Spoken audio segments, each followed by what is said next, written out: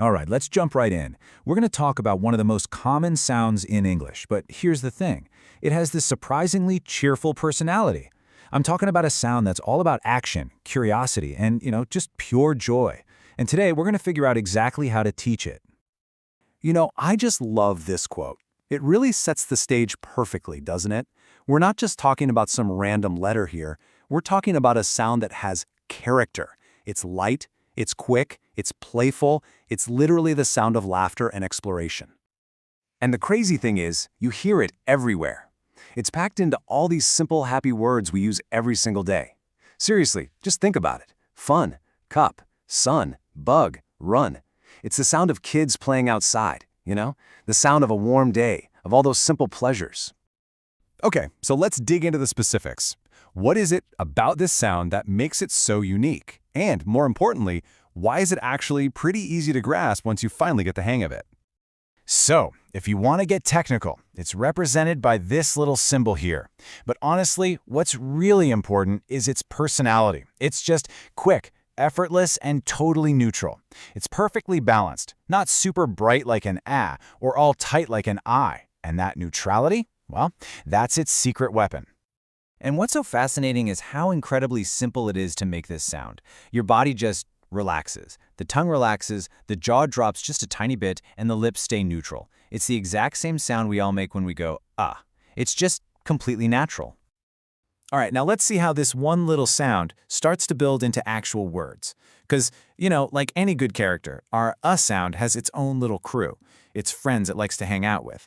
They form these little communities of words. And thinking of them as neighborhoods is such a great way to picture it, right?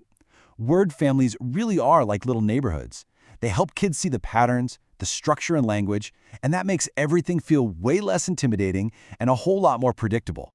And here you can see these neighborhoods in action. So take the UN family, sun, fun, run. The tip here, get kids moving. Have them actually run and jump. Then you've got the UG family, bug, jug, rug. For that one, you can use real things they can touch. It's all about connecting that abstract sound to something concrete, a real sensory experience. And that is absolutely key for how young kids build lasting memories. Okay, so we know what the sound is and we know where it lives. Now for the really important part. How do we actually teach it? Let's walk through a super clear 5-step model. This just breaks it down so perfectly. So first, you introduce the sound, right? You really exaggerate it. F, S, Then, you connect that sound to the actual letter U by tracing it. After that, you get into blending, putting the pieces together, like b, g, to make bug. And finally, you build up that confidence by reading short lists and then using the words in real sentences. See how each step just builds right on top of the last one? And this is the philosophy that ties the whole thing together. It is not a race. The goal isn't to blast through a word list as fast as you can. It's all about finding a natural rhythm. Because when reading has rhythm, it just becomes second nature. It stops being a chore. So, how do you build that rhythm? Well, you do it through movement and joy. This is where the whole teaching process gets really, really fun and active. So yeah, let's ask that question. We've got the theory down, but how do you actually make a sound feel alive, whether you're in a classroom or just in your living room?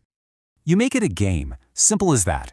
Things like jumping on word cards or chanting little rhymes. You're connecting the sound to physical movement.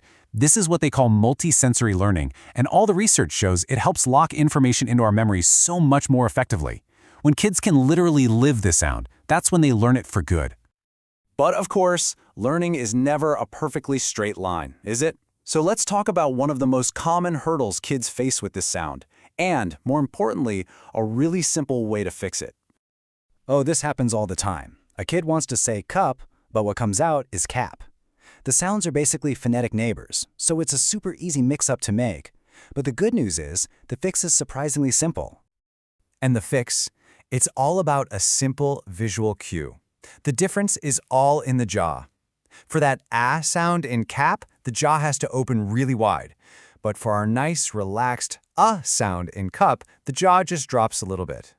It's a tiny physical change, but it makes a huge difference in the sound. And here's the trick. Just give the child a mirror. Let them actually see their own mouth. When they can physically see that wide shape for A versus the relaxed shape for U, they can feel the difference themselves and start to self-correct. It's such an empowering and incredibly effective tool.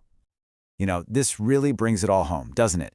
Teaching this short U sound, it's not just some mechanical exercise. When you teach it with energy, with play, with rhythm, you're teaching something so much deeper. You're teaching the joyful, humble, universal sound of everyday life. And that kind of leaves us with one final thought to chew on. We focus so much on the technical side of reading. But maybe, just maybe, we've been overlooking one of the most powerful ingredients all along. What if the real key to unlocking language for a child isn't just about mastering letters, but about finding the laughter and the play that's hidden inside them?